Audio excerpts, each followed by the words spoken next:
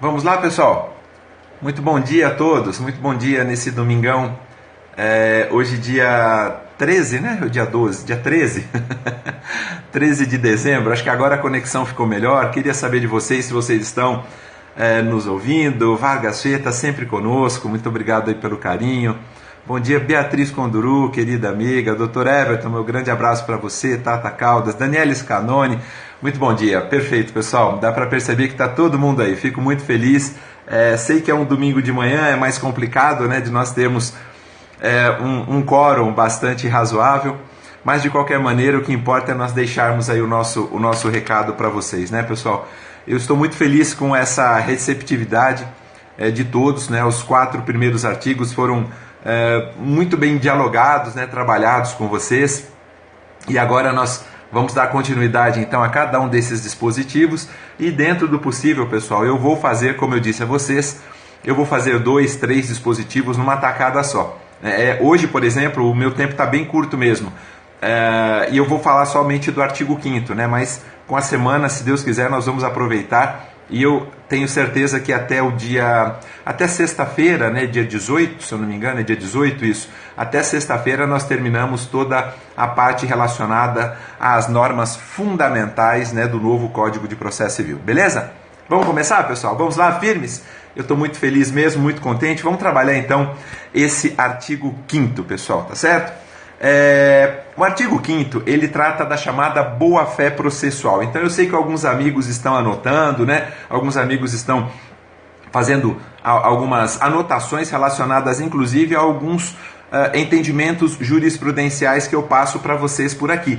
Então eu vou fazer com calma, né? Para que vocês tenham então as melhores informações, né, a respeito aí desse dispositivo tão importante relacionado às normas fundamentais. Pessoal, o artigo 1º, quando nós falamos, então é só para fazer uma introdução para vocês rápida aqui.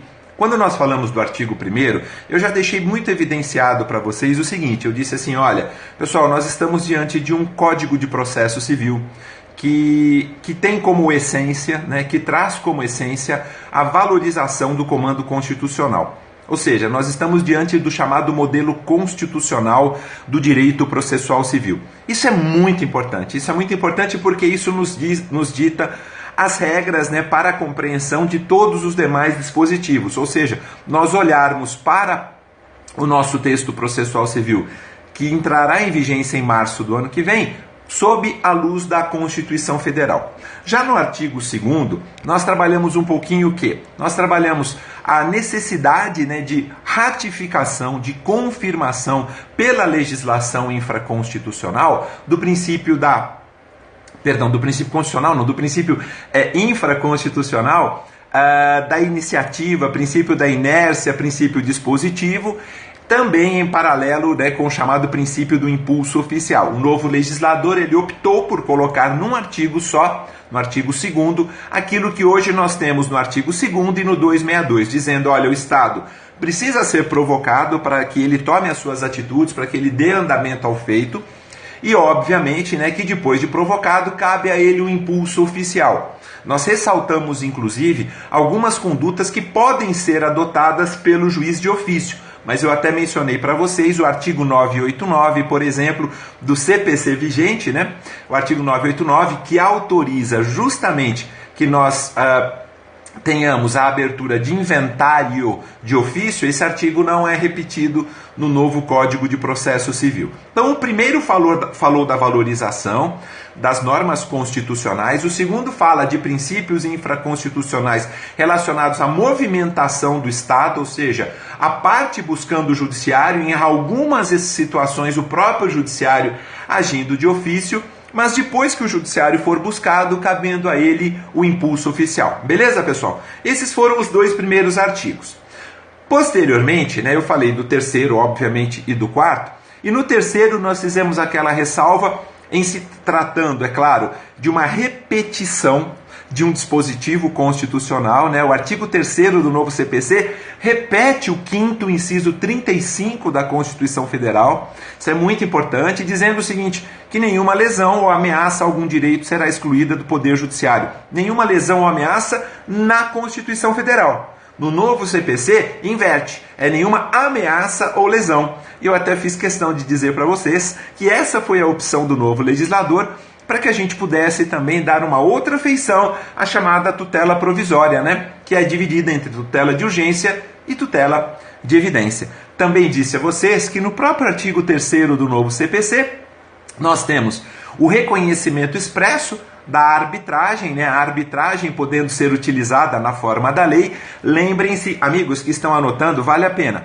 A arbitragem, ela tem, obviamente, a sua essência na Lei 9.307 de 96, mas nós tivemos alterações recentes trazidas pela Lei 13.129 de 2015. Então, para quem gosta de anotar, principalmente a questão da arbitragem relacionada à administração pública, vale a pena. A 9.307 de 96 foi alterada em muitos dos seus dispositivos pela 13.129 de 2015. Esse mesmo artigo 3º, pessoal, ele também incentiva a prática da mediação, a prática da conciliação, né? E que esse incentivo seja também trazido por todos os operadores do direito.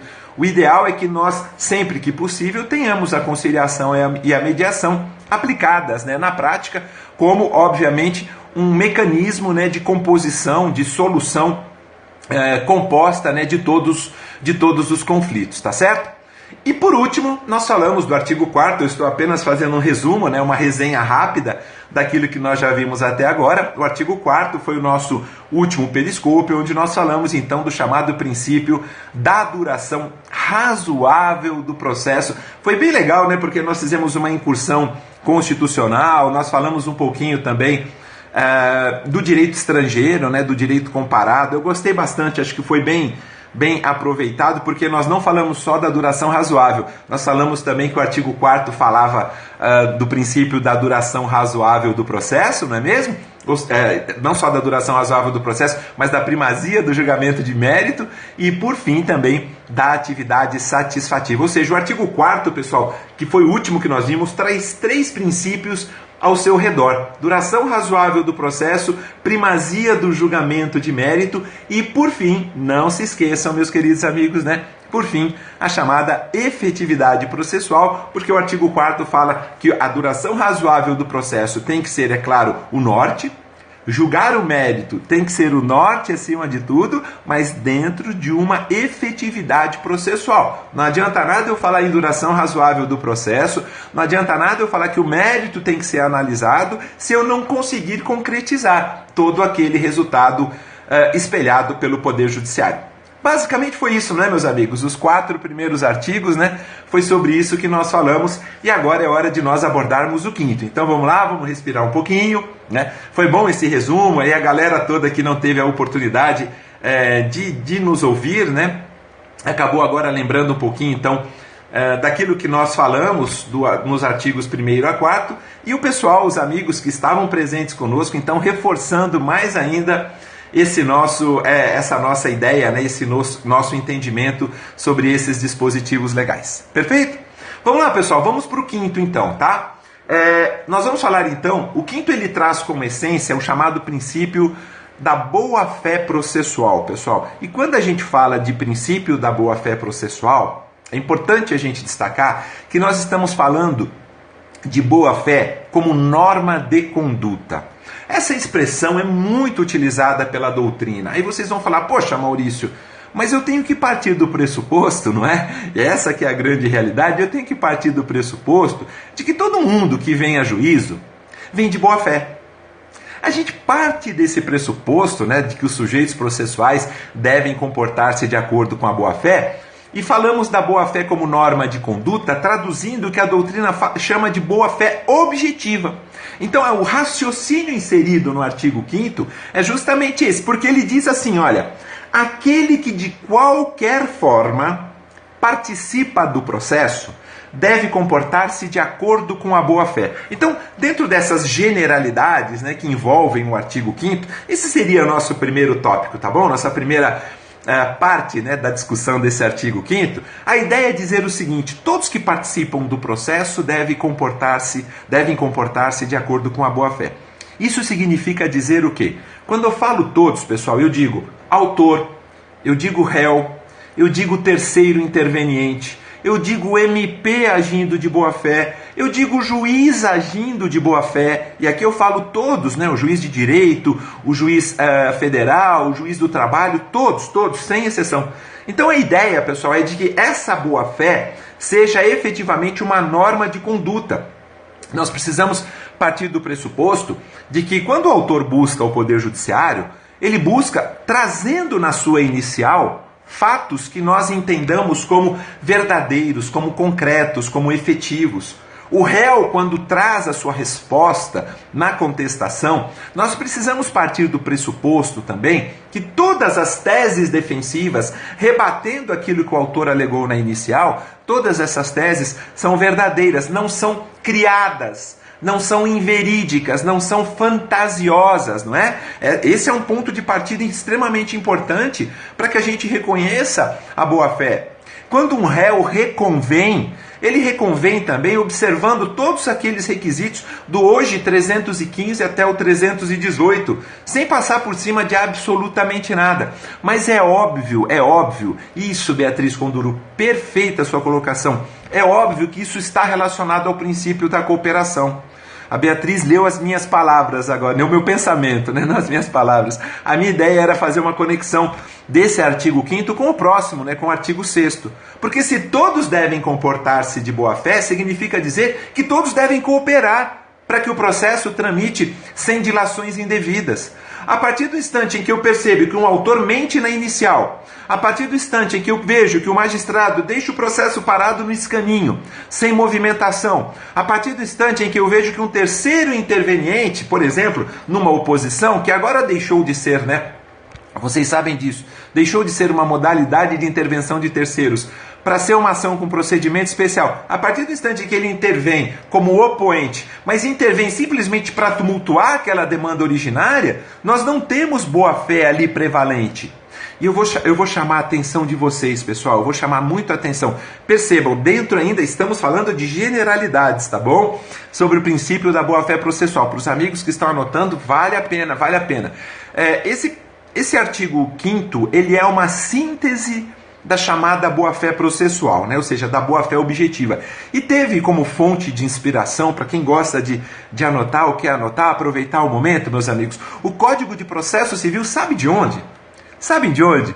De um país muito acostumado com precisão, com relógios, né, muito precisos, com queijos também, chocolates maravilhosos. Pois é, do CPC suíço. Tá bom? Para quem gosta de anotar, eu tinha até colocado aqui, meus amigos, é o CPC suíço de 2009, o artigo número 52 foi, sem sombra de dúvidas, a fonte de inspiração desse nosso querido artigo 5º, tá certo? Ainda dentro das generalidades, vale a pena dizer, meus amigos, que esse princípio ele acaba impondo, mas ao mesmo tempo ele acaba proibindo, né, condutas. Além do que, ele também cria algumas situações jurídicas, tanto ativas quanto passivas, né? Então é importante que nós tenhamos essa compreensão de que o artigo 5º, além de impor, além de proibir condutas, além de criar situações jurídicas ativas e passivas ao longo de todo o ordenamento, porque a litigância de má-fé, por exemplo, pessoal, no novo CPC, está lá nos artigos 79 a 81. Além de tudo isso, nós temos que levar em consideração, antes de mais nada, o seguinte, meus amigos, que nós estamos diante de uma cláusula geral processual. Cláusula geral. Maurício, então você está querendo dizer então que a cláusula geral de boa-fé ela é a mais correta, justamente pelo fato de que o próprio legislador ele não conseguiu inserir todas as situações de má-fé no nosso ordenamento? Ele não consegue transpor tudo aquilo que ele entende como sendo uma conduta de má-fé no ordenamento? É exatamente isso. Então nós estamos diante de uma cláusula geral, é uma cláusula aberta, nós temos uma infinidade de situações. O ser humano, pessoal, é muito triste a gente dizer isso, né? É muito ruim. A gente que faz e que impõe, que emprega a boa-fé em tudo que nós fazemos, em todas as nossas condutas, né, em todas as nossas atitudes, é muito ruim ter que dizer isso, né? mas a má fé, ela acaba prevalecendo em muitas das situações. E quando eu falo má fé, pessoal, repito, eu estou falando de todos os sujeitos processuais. A redação do artigo 5º, ela é muito clara, ela diz aquele que, de qualquer forma, participa do processo. Então, muito bem, exatamente, Larissa, exatamente, não dá para descrever, é uma infinidade de situações de todos aqueles que participam do processo, que todos aqueles que participam do processo podem evidentemente cometer, podem evidentemente praticar. Então, nós não temos uma enumeração ali legal, exaustiva, taxativa, né, de todos esses comportamentos desleais, né, por parte, repito, de todos que participam do processo. Eu tenho absoluta convicção, meus queridos amigos, absoluta convicção, que as primeiras questões, né, já estão caindo. O MP do Distrito Federal foi um exemplo clássico, e eu até tentei, chamei a atenção dos queridos amigos para isso, mas eu tenho certeza que as questões que caiam sobre normas fundamentais, elas podem ter uma incidência muito grande em cima do artigo 5º, por falar justamente da chamada boa-fé objetiva e por se tratar, né, de uma cláusula geral. Nós temos regras de proteção à boa-fé, né, também ao longo, né, de todo o ordenamento. Temos as normas de litigância de má-fé, né, estampadas ali nos artigos 79 até 81, né, do novo Código de Processo Civil. E essa consagração, pessoal, do princípio da boa-fé processual, apenas para a gente arrematar essas generalidades, ela foi um resultado, nós podemos dizer assim, né, de uma expansão da exigência da boa-fé no direito privado, que a gente sabe que existe, é só a gente dar uma olhadinha, né, no nosso texto civil, no nosso Código Civil. Então foi uma expansão da exigência já da boa-fé no direito privado para o direito público. Por isso que nós abraçamos, imaginamos, é óbvio que o direito processual é um ramo do direito público, em razão dessa expansão acabamos também aderindo a essa ideia. Ou seja, vejam só, acompanhem comigo que interessante, meus amigos. Quando eu firmo um contrato de compra e venda com vocês, eu parto do pressuposto que vocês estão agindo de boa fé comigo. E eu agindo de boa fé com vocês, não é? Essa é uma presunção. O direito material, o Código Civil, ele regulamenta a necessidade de que todas as relações, elas sejam baseadas, lastreadas na boa fé. Isso a gente está falando do direito privado. Como houve uma expansão no sentido de trazer também a boa fé para o direito processual, nós podemos dizer então que essa consagração do princípio da boa-fé processual é uma decorrência clara, é um resultado claro da expansão dela já no direito privado para o direito público. Aliás, meus amigos, permitam fazer um pequeno comentário aqui com todos vocês. Perdão, peço desculpas. O professor Miguel Reale foi o mentor do nosso Código Civil. Todos nós sabemos disso. O professor Miguel Reale, infelizmente, não conseguiu viver, né, para ver efetivados algumas das ideias, alguns dos pensamentos que ele sempre quis utilizar quando da elaboração do nosso Código Civil. Nosso Código Civil tramitou 27 anos no Congresso Nacional, é o PL 634/75. Ele só foi, na verdade, né, aprovado em 2002, teve uma vacácio de 1 ano, entrou em vigência em 2003, e o professor Miguel Reale dizia assim, olha, as relações de direito privado, elas precisam se basear na boa-fé.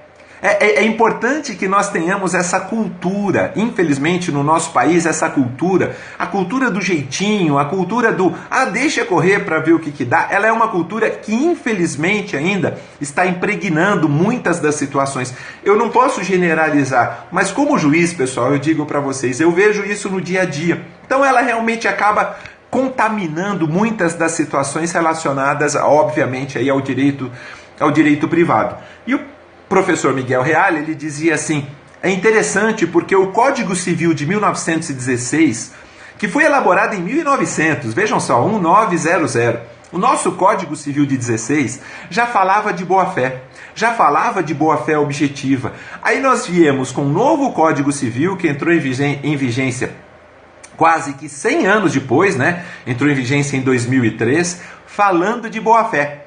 E numa das últimas palestras do professor Miguel Reale, uma dessas palestras foi realizada em Campinas, no interior de São Paulo, e eu tive a oportunidade, a felicidade de estar frente a frente com o professor Miguel Reale. Ele dizia o seguinte, pessoal, apenas abrindo um comentário aqui, abrindo um parênteses nesse comentário para vocês, ele dizia assim: eu poderia viver mais 200, 300 anos, e qualquer ordenamento que viesse ao longo desses 200, 300 anos, qualquer ordenamento que viesse, ele ainda teria que falar da boa-fé. Mas não pensem que esse é um privilégio nosso, porque é complicado a gente dizer, né? Por que um ordenamento material ou processual precisa falar, né, de boa-fé? Isso deveria ser algo inerente às pessoas, isso deveria ser algo inerente às relações humanas. Infelizmente, isso não é. Seria utopia da minha parte dizer que é uma realidade. Não é, nós sabemos, e quem milita no dia a dia sabe muito bem que a boa-fé material e a boa-fé processual, infelizmente, não fazem parte, né, do nosso cotidiano. Bom, apenas para a gente arrematar, né, eu queria trazer essa lição do professor Miguel Reale, que foi um dos maiores juristas que o Brasil já teve. Nós também precisamos compreender, meus amigos, que a jurisprudência alemã, né, ela também entendeu, por essa expansão da exigência, né, do direito privado para o direito público em relação à boa-fé, através do Código Civil alemão, né, o parágrafo, se eu não me engano, 242, né, assim estabelecia, e depois isso foi abraçado também pelo Supremo Tribunal Federal. Quem quiser anotar, pessoal, vale a pena sempre a gente fazer trazer tudo isso num contexto histórico, né? Eu acho que é legal. Eu estou vendo um querido amigo, amiga, que fez um comentário ali, um ótimo fato histórico. É muito importante. Eu não consigo estudar direito sem lembrar um pouquinho da história, sabe, pessoal? Eu não consigo. E não consigo estudar o direito sem essa multidisciplinariedade, né? Principalmente o direito processual civil, sem fazer referência ao direito civil, ao direito constitucional, ao direito trabalhista, enfim, seja lá o que for. Mas só para deixar bem claro que a jurisprudência alemã entendeu justamente por essa expansão, e o Supremo Tribunal Federal, se vocês quiserem anotar, através da segunda turma, relatoria da ministra Ellen Grace, um HC de número 92012 de São Paulo, que foi julgado em 2008, traz um trabalho bem interessante sobre essa conotação com a jurisprudência alemã, tá bom? Então fica aí a dica para vocês, para a gente encerrar generalidades. Olha, eu falei que ia ser rápido e agora eu preciso caminhar um pouquinho mais rápido com os nossos 3 itens restantes, pessoal, tá bom? Segundo item, tá bom, pessoal? Então vimos generalidades do artigo 5º e agora um fundamento constitucional, pessoal. Vamos lá? Esse é o nosso segundo tópico, o fundamento constitucional. Maurício, você está querendo dizer o quê? Que nós temos na Constituição Federal referências à questão da boa-fé? Por que você está trabalhando isso, na verdade, né? Eu estou trabalhando, pessoal, porque eu consigo compreender a boa-fé como um conteúdo de outros direitos fundamentais. Sabe quando eu falo de devido processo legal, pessoal, né? E o STF faz várias conotações nesse sentido. Sabem quando eu falo de devido processo legal? Vocês não concordam? Vou fazer uma perguntinha rápida aqui para vocês. Vocês não concordam que dentro do devido processo legal já não está inserida a boa-fé processual? Vamos lá, eu queria ouvir a opinião de vocês, pessoal. Vocês concordam, né, que essa exigência de comportamento em conformidade com a boa-fé, ela também deve ser encarada como conteúdo de direitos fundamentais, e o devido processo legal não é um direito fundamental que todos nós temos? Um direito a um processo devido e legal? A um processo que respeite o contraditório, que respeite a ampla defesa, publicidade, fundamentação das decisões judiciais, né? Claro, né, pessoal? Com certeza. Então, são algumas situações que a gente pode extrair do próprio texto maior, o artigo 3º, inciso 1º, voltando um pouquinho, o artigo 1º também, inciso 3º, né, da Constituição Federal. Então, o que eu quero dizer é que, mesmo que nós não tivéssemos texto normativo, né, expresso da legislação infraconstitucional, mesmo que nós não tivéssemos, né, esse princípio da boa-fé processual, ele pode ser então entendido ou extraído, né, de outros princípios constitucionais. E é óbvio que um deles, né, talvez o maior de todos, é o devido processo legal. Por isso que se diz que a boa-fé processual, a boa-fé objetiva, ela faz parte do conteúdo de outros direitos fundamentais. E apenas para deixar bem claro, né, já que estamos falando tanto aí de fundamento constitucional, nesse nosso segundo item, né, é com base justamente nessa garantia, e lembrem-se que o devido processo legal tem uma influência fortíssima, né, do direito anglo-saxão, é com base justamente nesta garantia que os Estados Unidos constituiu aquilo que a gente chama de fair trial, né? Fair trial significa o julgamento justo, o julgamento limpo, né? Esse é muito importante nós fazermos essas conexões. Vejam, amigos, eu falei um pouquinho do CPC suíço, falei um pouquinho de jurisprudência alemã, né? E agora eu estou falando um pouquinho do posicionamento estadunidense, né? Ou seja, dos Estados Unidos da América. Vale a pena para a gente encerrar essa ideia relacionada ao segundo tópico, ao fundamento constitucional. Bom, para nós finalizarmos, dois itens que fazem referência, né, ao artigo 5º. O primeiro foi generalidades. O segundo, primeiro generalidades, o segundo, fundamento constitucional. O terceiro, que é apenas para concretizar, para sacramentar, eu coloquei como tópico, chamando esse tópico de destinatários, ou seja, todo sujeito do processo, aquele sujeito que participa de qualquer forma do processo, tá bom? Repetindo a leitura do artigo 5º, aquele que de qualquer forma participa do processo deve comportar-se de acordo com a boa-fé. Então, os amigos que estão anotando podem colocar terceiro tópico, destinatários, todos que participam do processo, e aí a gente tem o princípio da cooperação. E sim, agora para concretizar, para finalizar, aliás, até usando aí de um termo meio redundante, já que é para concretizar, concretização. Pronto, esse seria o nosso quarto tópico. Como é que eu concretizo o princípio da boa-fé processual? Primeiro, pessoal, eu diria que dá para nós concretizarmos em três situações, e a doutrina ela é tranquila nesse aspecto. Primeiro, pessoal, a proibição, a concretização, ela viria em três itens. O primeiro, na proibição de criar dolosamente, ou seja, com intenção, né, posições processuais, ou seja, a proibição de agir de má fé. Tem vários dispositivos no nosso novo CPC que podem ser trazidos, né, para caracterizar esse primeiro item relacionado aí à concretização. O artigo 143, apenas para deixar evidenciado para todos os amigos, no seu inciso primeiro, diz assim: o juiz responderá civil e regressivamente por perdas e danos, quando, no exercício de suas funções, proceder com dolo ou fraude. Quer dizer, a responsabilidade civil do juiz que age dolosamente, aqui está no inciso primeiro, no exercício de suas funções ou com fraude, está claro aqui no nosso novo CPC, é uma conduta de má-fé processual. Então, a concretização se dá também através de mecanismos que proíbem. Por isso que eu falei, proibição de criar dolosamente posições processuais, ou seja, a proibição da má-fé. Esse é um exemplo clássico, meus amigos. Conduta ética está dentro da boa-fé processual. Perfeito? Meu querido aí, pseudônimo Nelson Gria, né? É exatamente isso. Então essa é a primeira parte da chamada concretização.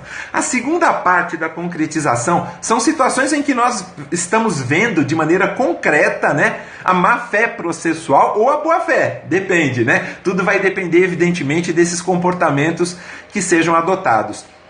O outro que nós gostaríamos de falar aqui para vocês, pessoal, o segundo elemento da concretização é a proibição do chamado venire contra factum proprium. Para quem gosta de anotar em latim, princípio do venire contra factum proprium, ou seja, né, é a proibição de comportamento contraditório. Eu dou exemplos clássicos aí na jurisprudência, né? Isso caracteriza uma má-fé, mas uma má-fé daquelas, né? O cidadão vem e fala assim, olha, antes da audiência de instrução e julgamento, fala, excelência, eu quero o julgamento antecipado da lide. Aí beleza, né? O juiz entende que o caso é só matéria de direito, ele vai fazer o julgamento antecipado da lide. Aí a sentença é contrária a esse cidadão, né? Seja ele como autor ou réu, que pediu o julgamento antecipado da lide. Aí ele apela da sentença e fala, tribunal, Quero que reconheça aqui, ó, cerceamento de defesa. Por quê? Por que cerceamento de defesa se ele pediu o julgamento antecipado da lide? Se ele pediu, o juiz não é obrigado a marcar uma IJ, né, para colher prova oral. Pode ser que ele marque, mas vamos supor que ele pediu o julgamento antecipado, o juiz não marcou, sentenciou contrário a ele, aí depois ele vem e fala, poxa, mas aí é cerceamento de defesa, tem prova oral a ser produzida, o comportamento é contraditório. Então, a lei deixa muito claro que não é permitido comportamento contraditório. Isso acontece demais na prática, demais. Foi muito bem colocado aí pela colega. Um outro exemplo, isso, suprécio, surrécio também são, eu poderia falar também de outras situações, né, de proibição de comportamento contraditório, é que o tempo, pessoal, infelizmente, ele está um pouco curto para mim, eu preciso realmente dar uma aceleradazinha, mas apenas lembrando, o artigo 1000, quem quiser anotar como exemplo, né, eu disse para vocês o 143, inciso 1º, na primeira hipótese de concretização. Na segunda hipótese de concretização, eu dou o artigo 1000 para vocês, que diz assim, pessoal, a parte que aceitar expressa ou tacitamente a decisão não pode recorrer.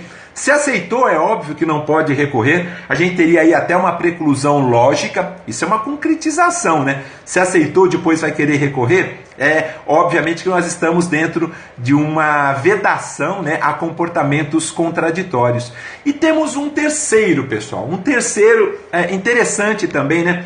Um terceiro item que caracterizaria essa concretização, que é a chamada proibição de abuso de direitos processuais. Eu falei para vocês nessa proibição, né, de abuso de direitos processuais que a litigância de má-fé está lá nos artigos 79, né, 80 e também no 81.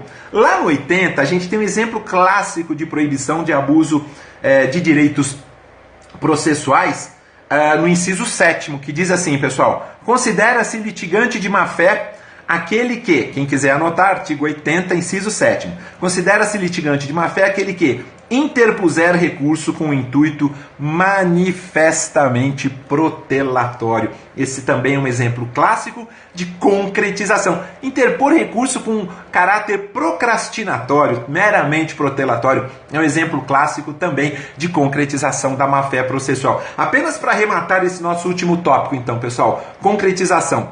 Primeiro, através da proibição, né, de criar dolosamente, né, posições processuais. Eu falei do juiz que responde civil e regressivamente quando ele age com dolo ou com fraude. Segundo, proibição do venire contra factum proprium, a proibição do comportamento contraditório, um exemplo é o artigo 1000, e por fim a proibição do abuso de direitos processuais, lá o artigo 80, inciso 7º, dizendo que é conduta de má-fé interpor recurso com intuito manifestamente protelatório. Tá bom, meus amigos? Fechamos então a boa-fé processual. Eu fiz um pequeno remember, né, digamos assim, dos primeiros artigos, né, primeiro, segundo, terceiro e quarto, para aqueles que perderam. Falamos do quinto agora, principalmente generalidades, fundamento constitucional, destinatários e concretização. Tá bom? Pessoal, é isso. Agora deixa eu dar atenção para a mulher da minha vida, para minha linda e querida esposa, que está aqui me aguardando. Hoje é domingo e tem que trabalhar em cima de um monte de coisa ainda, de livros ainda. Mas eu queria dar esse carinho para todos vocês inicialmente, tá bom? Fiquem com Deus, muito obrigado pelo carinho, domingo de manhã, né? Domingo, meio-dia, aqui, horário de Brasília. Muito obrigado mesmo, né, pelo carinho de todos. E a gente se encontra talvez amanhã ou talvez na terça-feira para a gente continuar falando. Próximo artigo, hein? Vocês não podem perder, princípio da cooperação, artigo 6º, tá bom? Sempre que possível, fazendo referência ao direito estrangeiro também. Eu acho que vocês vão ficar com um material bem completo aí, tá bom, pessoal? Um beijo grande para todos vocês, aí um abraço a todos que estão escrevendo. Eu não consigo acompanhar todos aqui, começou a aparecer um monte de coisa, mas tenho certeza, eu trago todos vocês no meu coração, tenho certeza absoluta disso, né? Eu falo aqui com toda a sinceridade do mundo e falo de coração, todos vocês. Um beijo, fiquem com Deus, um grande abraço, amigos, bom domingo, aproveitem!